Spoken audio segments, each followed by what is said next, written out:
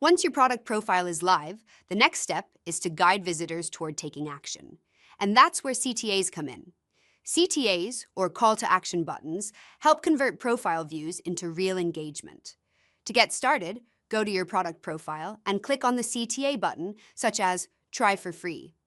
This will open the customization panel where you can select a CTA that best fits your product. For example, if you offer a free trial, Try for Free works well to drive immediate action. If your goal is to book demos, free consultation can help capture more qualified leads. The key is to align your CTA with what you want your users to do next. A clear and relevant CTA makes it easier for buyers to take action and increases your chances of converting interest into real opportunities. In the next video, we'll walk you through how to manage your product profile and make the most out of your listing on Software Finder.